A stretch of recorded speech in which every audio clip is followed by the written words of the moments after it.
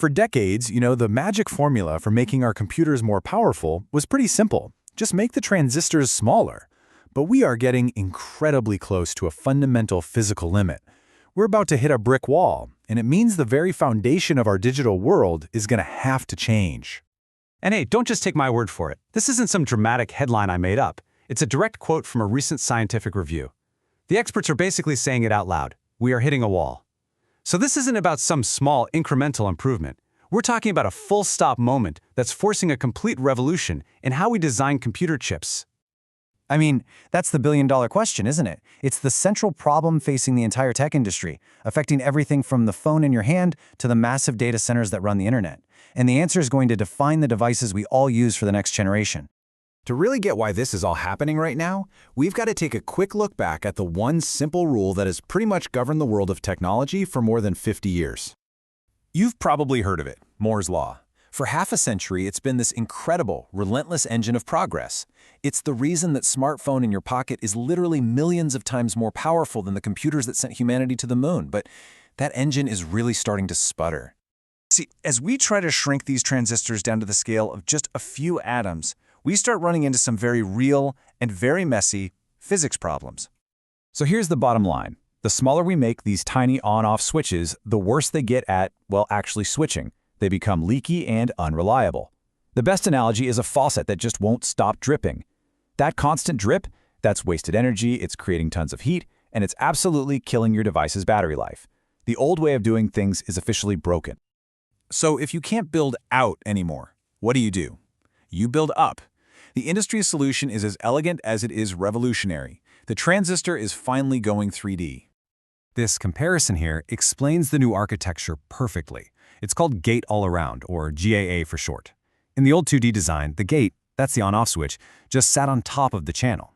It's like trying to stop a pencil from rolling by just resting your hand on it. Not very good control, right? Well, the GAA design wraps the gate completely around the channel. It's like gripping that pencil tightly in your fist. You have total control, which basically fixes that leaky faucet problem for good, even at these impossibly tiny scales. The way they build these is just mind-blowing. It really is like building a tiny skyscraper and then dissolving the scaffolding.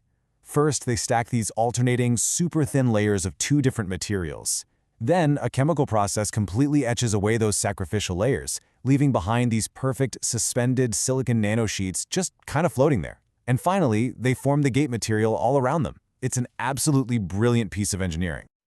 Now, as you can imagine, building these microscopic 3D structures isn't something you can do with your everyday tools. No, this requires technology with an almost unbelievable level of precision. This number right here is the key to everything, 13.5 nanometers. That's the incredibly short wavelength of light they use in what's called extreme ultraviolet or EUV lithography. That's the tech that prints these tiny patterns. Just to give you some perspective, the previous generation of tools used light that had a wavelength of 193 nanometers. This is a massive, massive leap in precision. And this analogy is just spot on. This jump in precision really is like switching from drawing with a thick marker to etching with a laser-guided needle. It's what makes this whole GAA architecture possible on a massive scale. Seriously, without EUV, building billions of these 3D transistors would be completely impossible.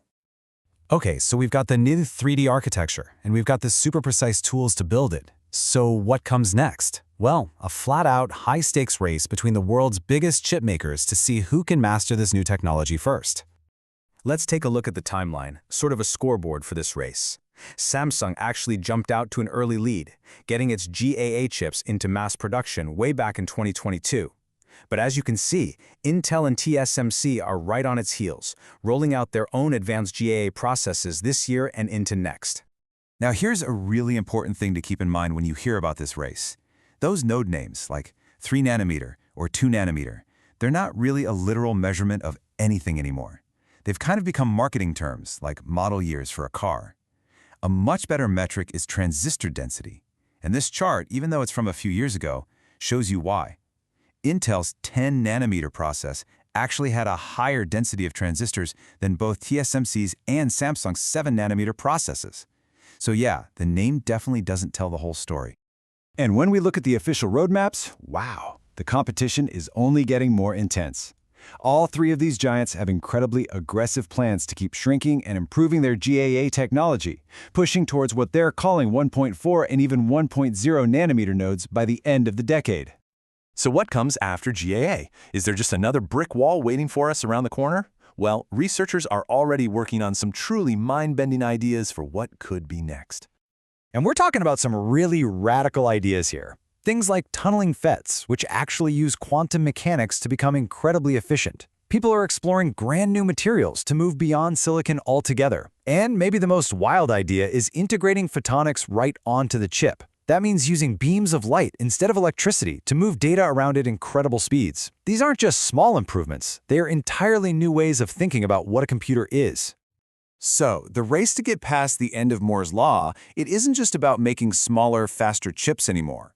It's a race to invent the next fundamental paradigm of technology itself. We are moving from an age that was all about scaling and shrinking to a brand new age of pure invention. And the next breakthrough could change everything all over again.